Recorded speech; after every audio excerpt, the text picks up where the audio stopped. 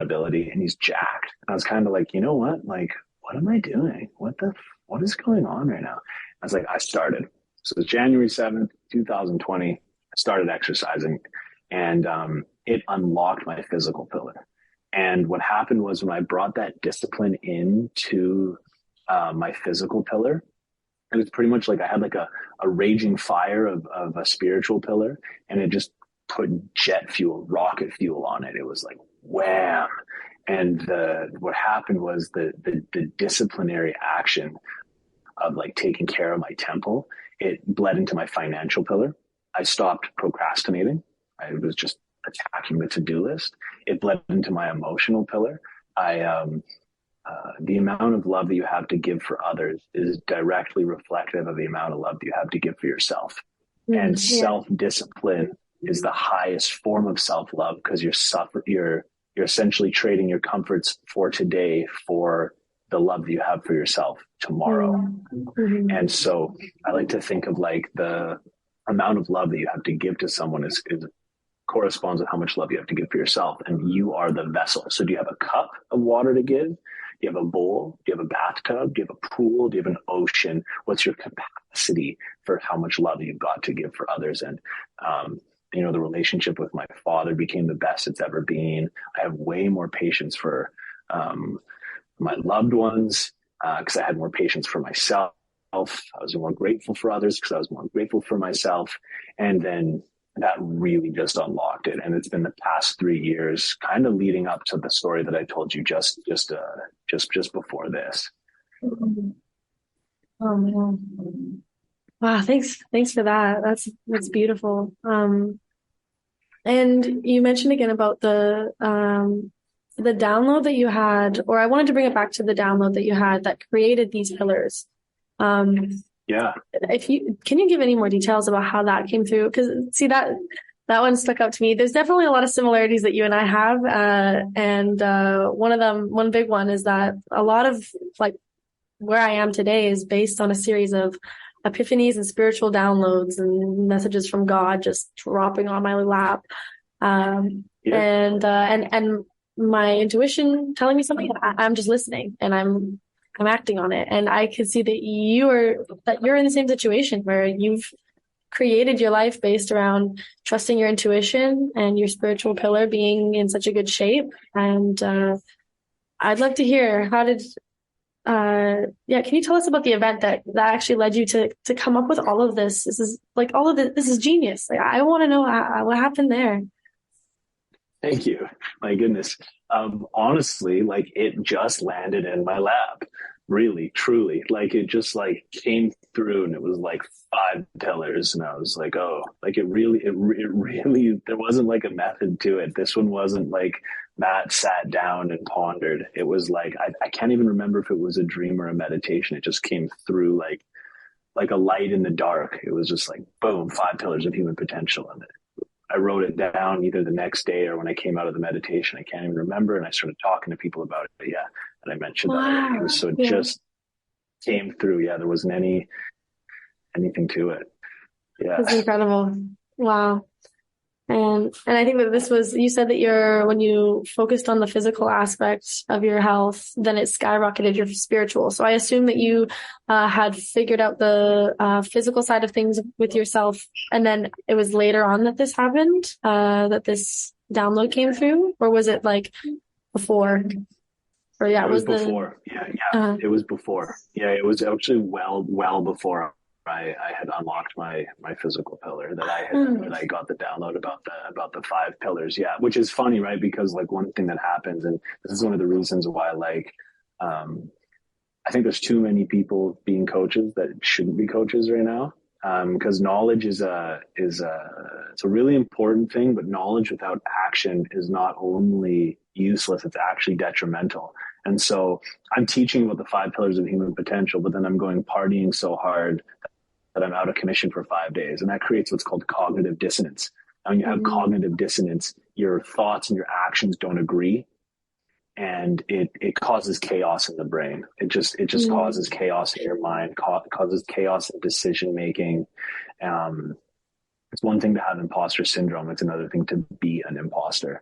And mhm, so So I was struggling, I was playing that game. And so, it was one of those things where just that action led into it. And I think that cause what happened was it was 100 days of calisthenics. And then after that, I did a 100-day challenge of yoga and meditation. So in those 200 days, I went to I built up the strength that I'd never had, fixed my posture. And then I went into 100 days of yoga and meditation. I posted it every single day. They're all on my Instagram. You can scroll down and see them. And so, yeah, you can see how that's a really natural kind of progression for all these coming together. Mm. Wow, yeah. Okay. Let's see. Man, there's so many things. Mm-hmm. So I want to also ask you, when you mentioned that consciousness comes from the sensory neurites, you said that you had a little theory on that. Yeah.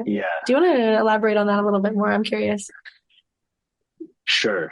So I'm not sure exactly that it comes from the sensory neurites, but they are in there. I believe that consciousness comes from the heart.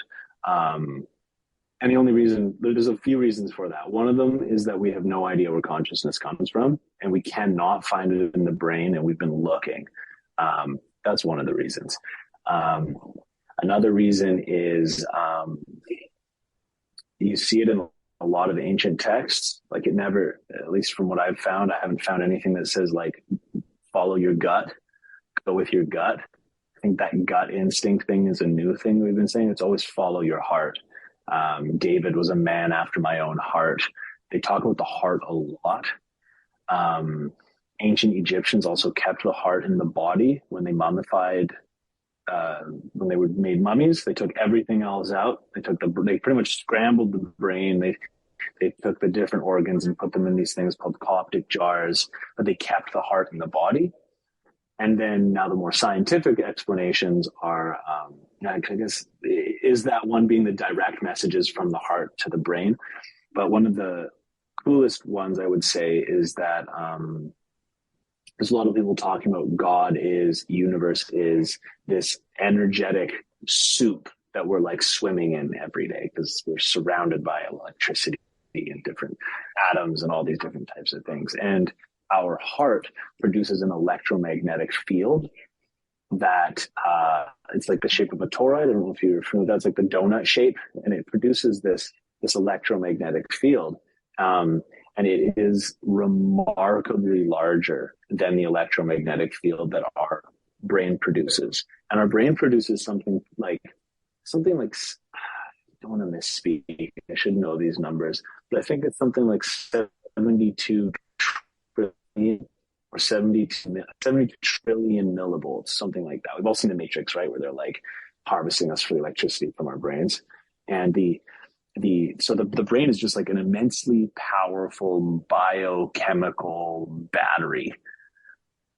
Yet the electromagnetic field that our heart produces is immensely larger.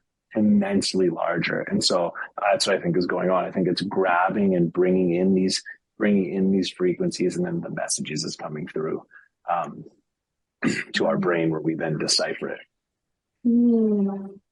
So in boiled down, consciousness really is in the heart. Is your theory it comes from the heart? But we don't know. That's the big thing. That's the big thing is we don't know. And it could be that our consciousness as us as an individual is found somewhere in our brain, because a part of our experience and how we make decisions and stuff is based off of memory, right? But then the God consciousness or higher self consciousness or whatever, intuition about where we should go and where we shouldn't go, probably comes from the heart. I don't know if you've seen any of these videos of you've obviously heard about the tsunamis and all the animals running for the hills. There's an earthquake way off, they run for the hills in Turkey recently. There's videos of birds doing all this weird stuff right before the earthquakes hit. And so that's coming from somewhere. There's some sort of thing that is guiding us as animals, as humans, before things actually happen with no sort of like data to draw on. And I think that at the very least comes from the heart. Mm. Wow, that's really interesting. Mm. Okay.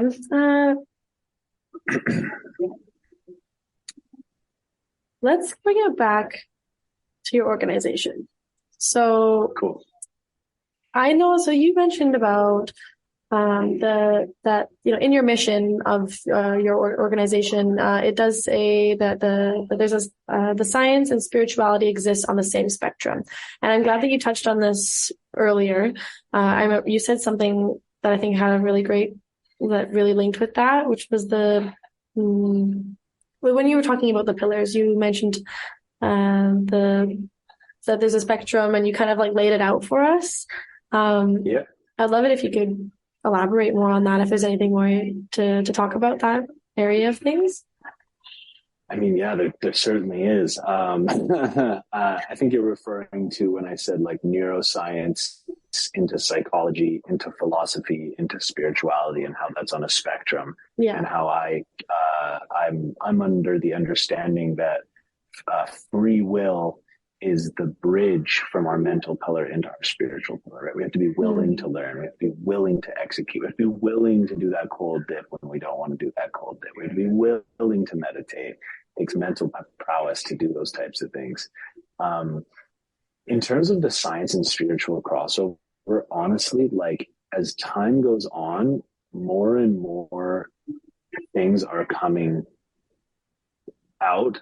Like we're proving things with modern day neuroscience that they were talking about in India 7,000 years ago. Mm-hmm. And we're like, oh, we proved that thing. And then they're like, yeah, but we could talk about this for thousands of years. And you can like do research and find out about scientists being like, whoa, I spent my life's work dedicated to this, and they wrote about it in an ancient book, and they already knew about it. And like more and more and more, these things are coming out.